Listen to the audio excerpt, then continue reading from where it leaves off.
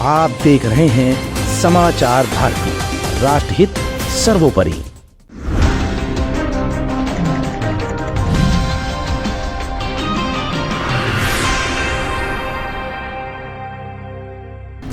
इधर उठ रहे थे विरोध के स्वर, उधर मोदी ने दिखाए अपने तेवर, लागू कर दिया नया कानून। विरोध करने वाले हो गए चुप, अमित शाह ने बनाई ऐसी प्लानिंग कि अब गलत काम करने वालों की नहीं खैर। अमित शाह और मोदी की प्लानिंग को योगी ने माना, पूरा यूपी हाई अलर्ट पर, अब नहीं होगा कोई दंगा। झूठ बोलकर रहने वालों को प्रशासन करेगा नंगा। इलेक्शन से ठीक पहले मोदी का मास्टर स्ट्रोक, मंसूबों को नाकाम करेगा योगी का एक्शन।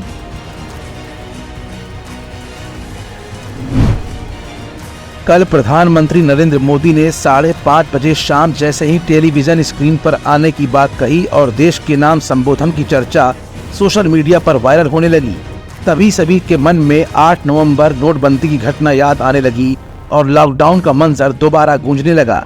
सबको लगा कि अचानक देश के प्रधानमंत्री नरेंद्र मोदी को क्या संबोधन करने जा रहे हैं। तभी अचानक सभी चैनलों को ट्यून किया गया। तब प्रधानमंत्री देश की जनता से मुखातिब होते हैं और देश की जनता को संबोधित करते हैं। उन्होंने एक ऐसा फैसला लिया जो देश हित में दिखाई पड़ा। दरअसल अवैध रूप से रह रहे रोहिंग्या मुसलमानों की अब खैर नहीं है। CAA कानून देश भर में लागू हो गया है। इस कानून से केंद्र सरकार बांग्लादेश, पाकिस्तान और अफगानिस्तान से 31 दिसंबर 2014 तक आए प्रताड़ित गैर मुस्लिम प्रवासियों, जिसमें हिंदू, सिख, जैन, बौद्ध, पारसी और ईसाइयों को भारतीय नागरिकता देगी। केंद्र सरकार ने CAA को लेकर कल ही नोटिफिकेशन जारी भी कर दिया है। ये नोटिफिकेशन देश के सभी राज्यों में लागू हो गया है। इसी कानून को लेकर कई मुस्लिम मंचों से लगातार विरोध भी जारी रहा। तमाम संगठनों का कहना रहा कि सरकार की मंशा इसके पीछे मुसलमानों को भारत से बाहर करने की है। दरअसल इस कानून के लागू होते ही उन लोगों पर गाज गिरेगी जो बगैर किसी इंडियन आइडेंटिफिकेशन के भारत में रह रहे हैं। हालांकि इस कानून को लेकर तमाम तरह के कन्फ्यूजन्स की स्थिति भी नासमझों में बनी हुई है।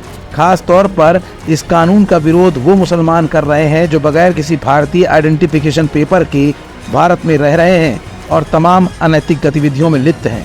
इत्तेहाद के तौर पर जैसे ही CAA कानून लागू किया गया, योगी सरकार भी काफी सक्रिय हो गई है। योगी सरकार में कानून व्यवस्था को दुरुस्त रखने के लिए उत्तर प्रदेश में प्रशासन ने अलर्ट घोषित कर दिया है।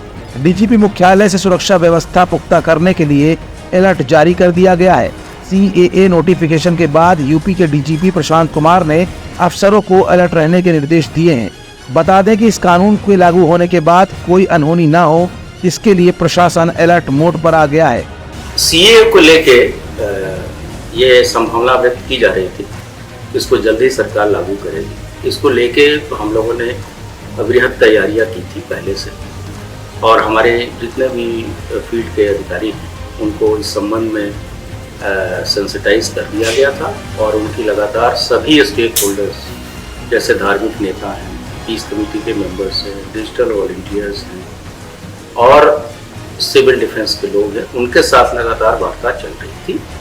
और मैं पुनः यह स्पष्ट करना चाहूँगा कि CAA एक ऐसा रूल है जिसके साथ किसी के साथ कोई नागरिकता किसी की जानी नहीं।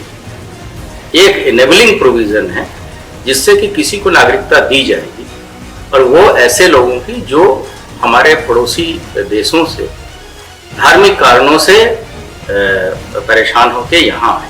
खास तौर से उत्तर प्रदेश की राजधानी लखनऊ में फैजाबाद रोड पर बने अकबर नगर में हुई पत्थरबाजी को लेकर भी लखनऊ का स्थानीय प्रशासन पहले से ही मुस्तैद दिख रहा है। DGP प्रशांत कुमार ने सभी जिलों के अधिकारियों को अलर्ट रहने के निर्देश दिए हैं। DGP ने संवेदनशील जिलों में अतिरिक्त फोर्स की तैनाती भी कर दी है। साथ ही पूरे यूपी में पुलिस को फूट पेट्रोलिंग के निर्देश दिए गए हैं। साथ ही पूरे राज्य में फूट पेट्रोलिंग के साथ साथ प्रदेश में CCTV कैमरे, ड्रोन कैमरों से निगरानी करने का भी निर्देश दिया गया है। वहीं सोशल मीडिया पर भी DGP मुख्यालय से पैनी नजर लगातार बनाई जा रही है। DGP कार्यालय ने कहा कि इस कानून से किसी की नागरिकता नहीं जाएगी। देश में अराजक तत्वों द्वारा किसी भी तरह के भड़काऊ आपत्तिजनक पोस्ट पर कार्रवाई के सख्त निर्देश भी DGP कार्यालय ने दिए हैं।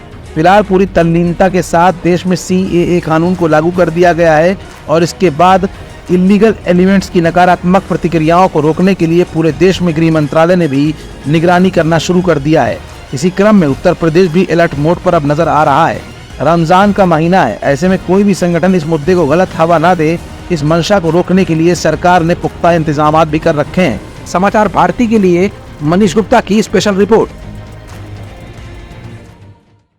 आप देख रहे हैं समाचार भारती, राष्ट्रहित सर्वोपरि।